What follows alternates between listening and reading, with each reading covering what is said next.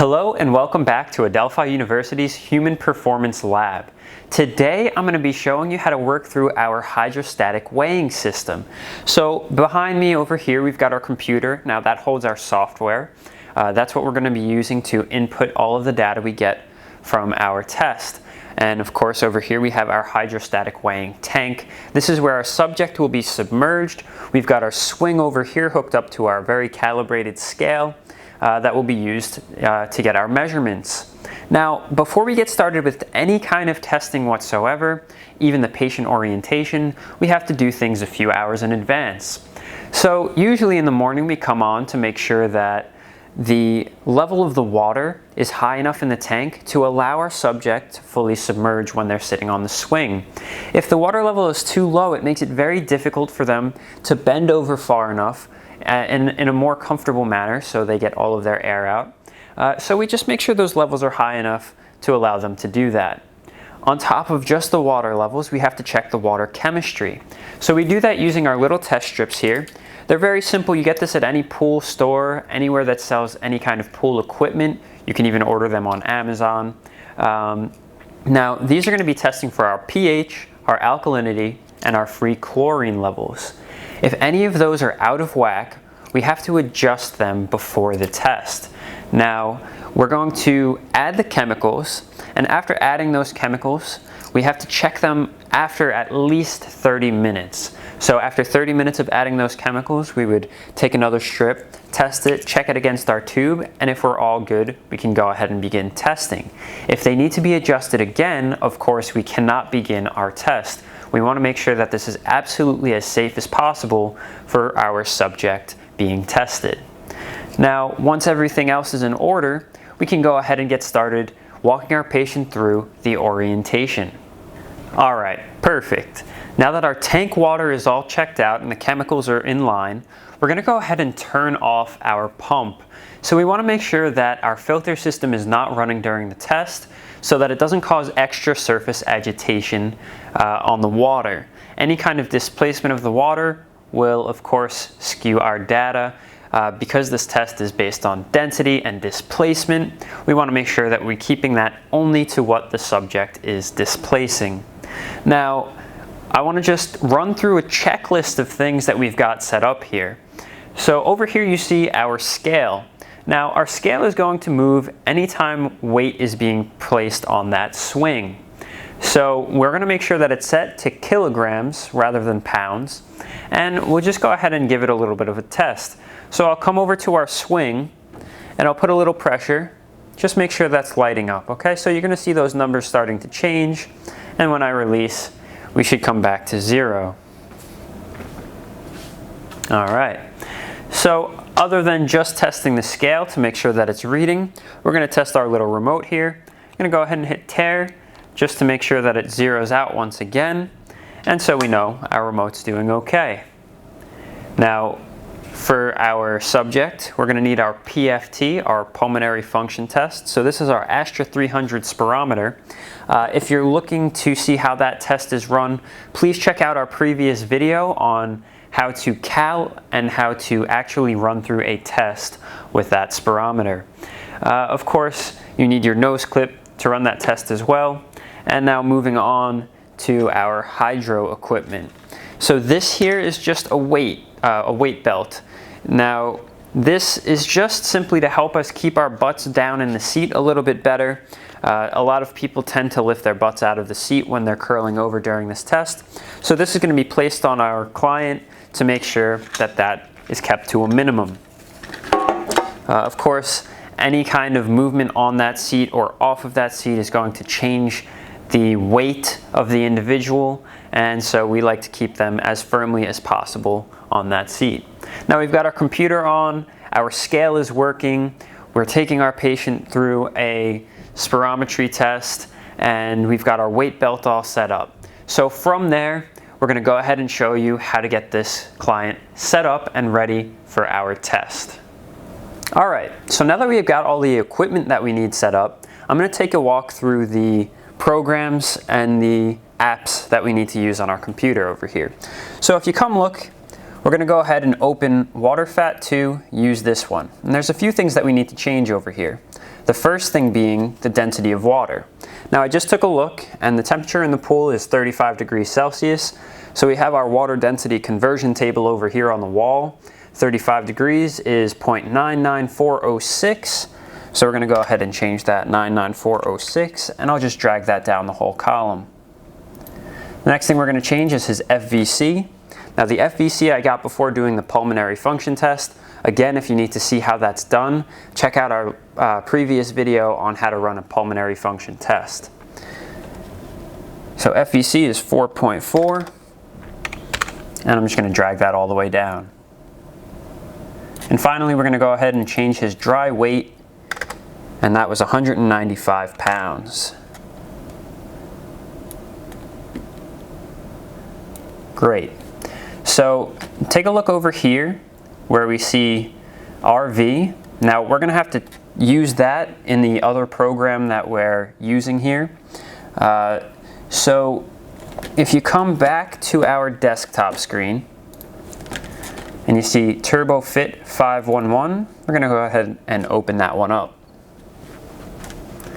All right, now from here we can go into hydro weight. We're going to put in all of his new information. So his patient ID, as usual here, we just use their birthday.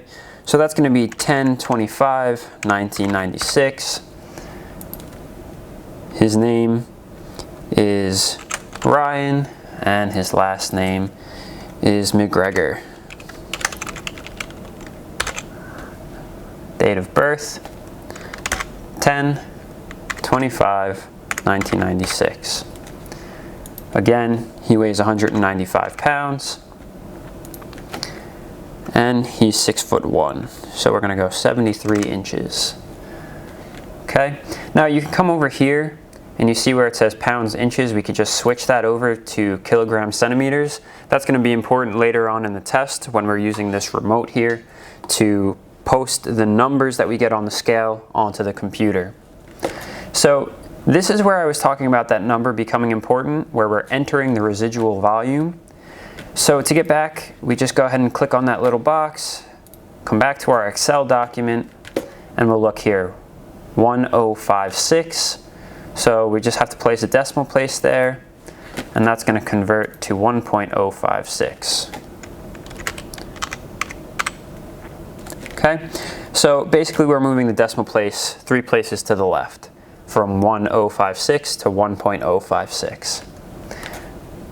Okay, good, beautiful. Go ahead and hit continue. And from here, we're going to get started with our tearing process. All right, so at this point, we're going to start demonstrating the tear process. So Ryan has a belt in his hand. Before we get started with anything, that belt needs to be wrapped around the middle rung of the swing. So Ryan, if you would just go ahead and put that belt on there. You can tie it around. It doesn't have to look pretty. It just has to be underneath, not touching the bottom of the pool.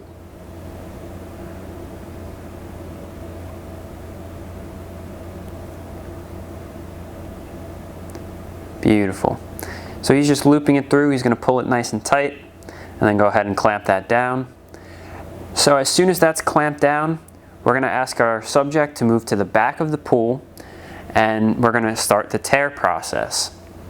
So the way that we start the tear process is we're going to have our subject put his hands all the way against the sides of the wall, and the idea here is to get his entire body underwater after breathing out all of the air he has. So it's very important that the subject does not touch the swing, but they can touch the sides of the pool. So long as he's not touching the swing, it'll be a perfect tear. So Ryan, whenever you're ready, just like we did in that PFT, we're going to blow all of the air out on top of the air, on top of the water, and then go underneath. Okay? Gotcha. So go ahead. We're going to get your whole body under whenever you're ready. Good, Rye. Keep going, kid. Keep going. Good, Rye. Good, Rye. Get it all out. Get it all out. Good. So you're going to continue to instruct them, and you're going to start hitting the tear button, okay? So our scale is going to 0. Good, Rye. Keep going, kid. Blow it all out. Blow it all out. Good job, Rye. All right, up, up. Beautiful. And if you noticed, he was very calm and very graceful going underneath and coming back out of the water. Again, that's going to help us with minimizing the amount of displacement and surface agitation of the water, give us the best results we can possibly get. So that was a perfect tear right there. Our scale went to 0. He didn't touch the swing, so we can go ahead and get started from there. So we're going to instruct our client to take the weight back off of the swing, and they're going to put it around the small of their back.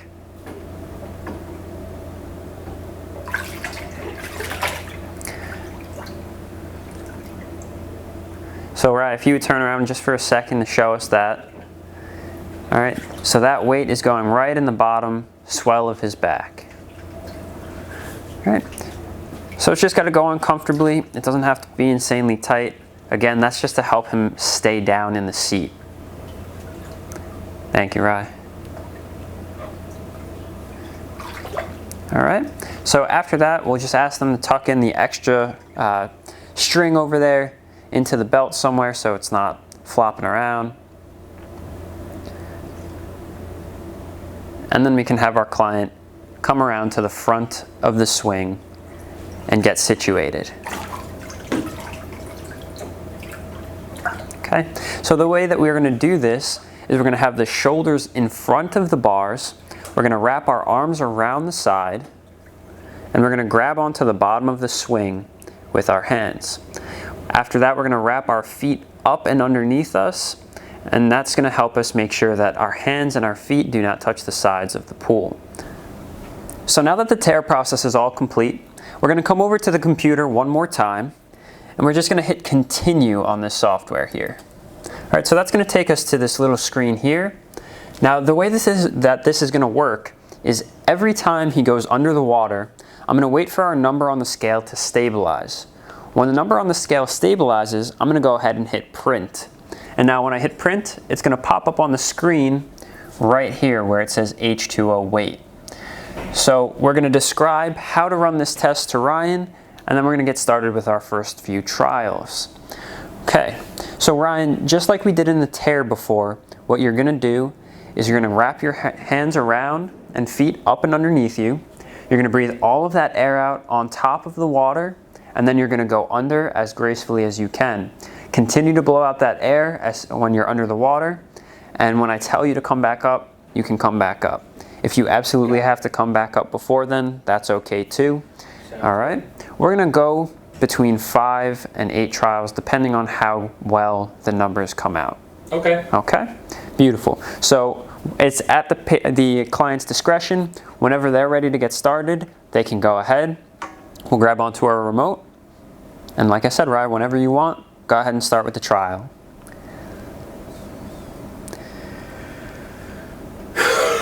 Good, Rye. Good, get it all out. Keep going, keep going, keep going. Good, Rye, keep going, kid. Keep going, Rye. Good job, kid, good job. Good, Rye, get it out, get it out, get it out. So the number over here is stabilizing. It's going up just a little bit more. Keep going, kid. I hit the print button. Go ahead, kid, come up. Up, up, up, up. Okay, so as you can see, after I hit print, it came up right here. All right, so this is weight in kilograms underneath the water. So we've got 3.37 kilograms under the water. Feel good? Yep. All good. So I'm going to show you one more trial, and then we're going to breeze through a few more, and we'll show you the end results there. Okay, so you can take a minute. Whenever you're ready, we can get started, okay?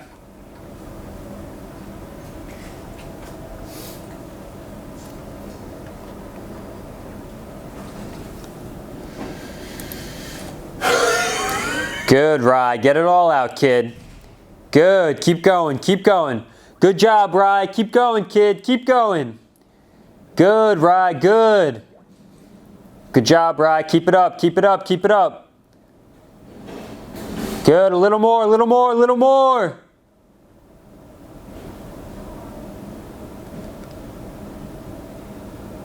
Good. Come up. Up, up, up.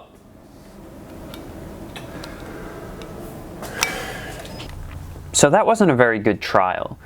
We can see based on this number here, this 7, that it's very high, especially compared to the last trial. Now, two things happened during this trial that caused there to be a problem. The first thing that happened is Ryan was struggling to get all of the air out in the beginning of this trial. So you saw that the number was much lower in the beginning than it was in the beginning of the last trial. Now, when you're holding on to more air in the lungs, of course, you start to float more because air is less dense than water. Well, this starts to create a situation where the scale is registering that you're actually lighter. Now, the lighter you are underwater suggests the more fat you have, because fat is also less dense than water, and so it floats. So we need to make sure that in these next few trials, Ryan gets all of his air out to minimize the amount of air being mistaken for fat when we plug this into our equation. Now, the next thing that happened that caused the spike in this number was that Ryan's butt actually lifted up off the seat. And so after Ryan's butt lifted up off the seat, his weight shifted forward slightly and caused the scale to tip and increase the amount of weight that the scale was reading. So we're going to have to make sure that Ryan's sitting nice and flush on that seat in these upcoming trials so we can get some good data. So for this next trial, let's just take a look at the scale and see how the numbers look. We're going to try to get a very good trial here. We're going to make sure Ryan's butt stays down. We're going to make sure he gets all of his air out. So take a look at this, and I'll walk you through when to do what. Alright, so as he submerges underwater, you're going to start to see the numbers on the scale drop. So we're at 3.075 right now. It's going to start to go up, up, up from there. As he blows out more bubbles, he's going to get a little bit heavier under there. Okay, so it's going up, it's going up. I'm going to wait for that number to stabilize. I'm going to hit our print button over here. Good, 3.68. That looks pretty good. I hit it. Go ahead, come up. Perfect. So right there. And now you can see it on the screen, 3.68. Beautiful. So we finished taking Ryan through all of the trials. We got through 7 trials. Now, we stopped at 7 because things looked pretty good. We can go anywhere from about 5 to 10 trials, depending on how close together these numbers are looking. Now, his last 3 trials were his best trials. It takes a little bit of a learning curve for some people to get used to this and get in, and so those people we usually take through a full 10 trials.